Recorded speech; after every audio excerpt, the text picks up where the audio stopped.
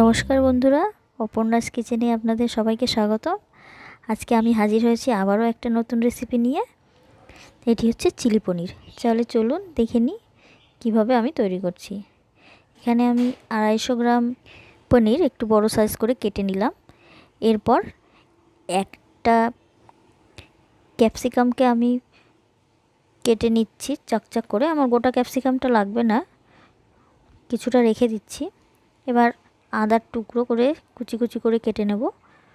অবশ্যই যতটা সম্ভব ততটা ছোট করে পিস করবেন, একদম পারলে চপ করে নেবেন। রসুনও সেমভাবে কুচি কুচি করে কেটে নেবেন। একটা রসুনের হাফ আমি এখানে নিয়েছি। পেঁয়াজগুলোকেও আমি এখানে এইভাবে কেটে নিয়েছি চাকচাক করে। আমি 4টে পেঁয়াজ নিয়েছি। এবার গার্নিশের জন্য কিছু কাঁচা লঙ্কা এভাবে তেরচাভাবে কেটে নেব।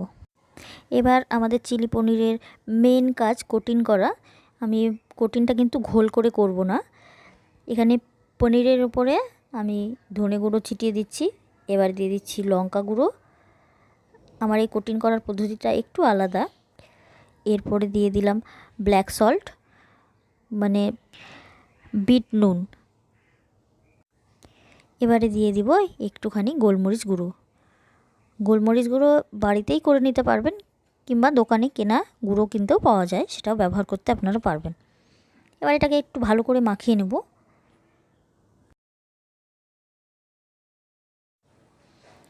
ভালো করে মাখানো হয়ে গেলে এরপরে আমাকে এখানে দিয়ে দিতে হবে একটু লবণ।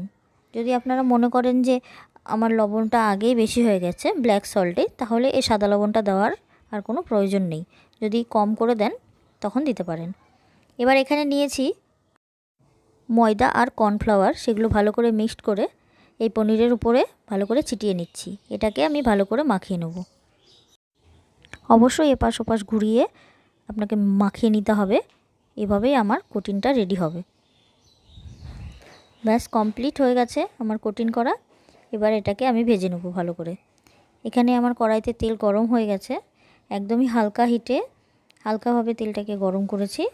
একটা একটা করে পনির আমি এখানে ছাড়বো। পনিরগুলো আস্তে আস্তে করে দেবেন। কোটিংগুলো যেহেতু আমার এক্সট্রাভাবে তৈরি করা, নইলে নষ্ট হয়ে যেতে পারে। সমস্ত পনিরগুলো দেওয়া হয়ে গেলে এপাশ ওপাশ করে লাল করে ভেজে নিতে হবে।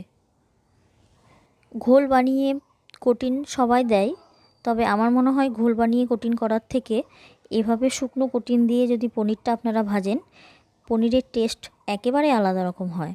অবশ্যই ট্রাই করে দেখবেন বাড়িতে, আর আমাকে অবশ্যই জানাবেন কেমন হয়েছে। চিলি পনির কিন্তু 2 রকম হয়, গ্রেভি আর একটা গ্রেভি ছাড়াই।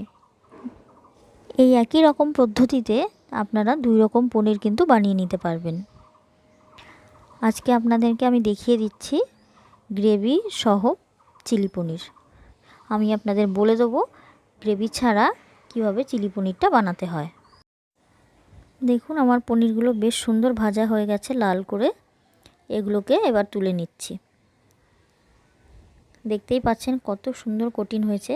আপনারা এই পনিরটা কিন্তু এমনিতেই পকোড়া হিসাবেও খেতে পারবেন, সেটাতেও খুব ভালো লাগবে খেতে। আমার যে তেলটা বেঁচে গেছিলো সেগুলো কিন্তু উঠিয়ে নিয়েছি, সমস্ত তেল এখানে দরকার নেই। এবং বাকি তেলে আমি কেটে রাখা আদা এবং রসুনগুলো এখানে ছেড়ে দিচ্ছি। এগুলো হালকা একটু লাল হয়ে গেলেই পেঁয়াজগুলো দিয়ে দিতে হবে। এবার পেঁয়াজগুলো আমি হালকা হিটে ভেজে নেব। হিটটাকে আপনারা মিডিয়াম ফ্লেমে রেখে পেঁয়াজগুলোকে ভাজবেন। পেঁয়াজগুলো গরম হয়ে গেলেই, একটু হালকা ভাজা হলেই দেখুন আস্তে আস্তে এর লেয়ারগুলো খুলে যাচ্ছে। আপনারা চাইলে আগে থেকে এর লেয়ার খুলে নিতে পারেন। আমি এখানে দিয়ে দিলাম ক্যাপসিকামগুলো কেটে রাখা এবং লবণ। আপনাদের কাছে যদি লাল কিংবা হলুদ রঙের ক্যাপসিকাম থাকে তাহলে সেগুলো ব্যবহার করতে পারবেন। তার সঙ্গে দিয়ে দিলাম একটুখানি গোলমরিচের গুঁড়ো। এবার ভালো করে ভেজে নিতে হবে। পেঁয়াজগুলো ভাজা কমপ্লিট হয়ে গেছে। এখানে দিয়ে দিচ্ছি হাফ চামচ সয়া সস এবং 1 চামচ চিলি সস। সয়া সসটা অবশ্যই প্রথমে আপনারা অল্প করে দেবেন, নইলে কিন্তু তেতো হয়ে যেতে পারে। আপনারা চাইলে প্রয়োজনে পরে এখানে অ্যাড করতে পারবেন। এবার দিয়ে দিচ্ছি 1 চামচ ভিনিগার। ভিনিগার দেওয়ার পরে আবারও মিনিটখানেক আমাকে এটা রান্না করতে হবে।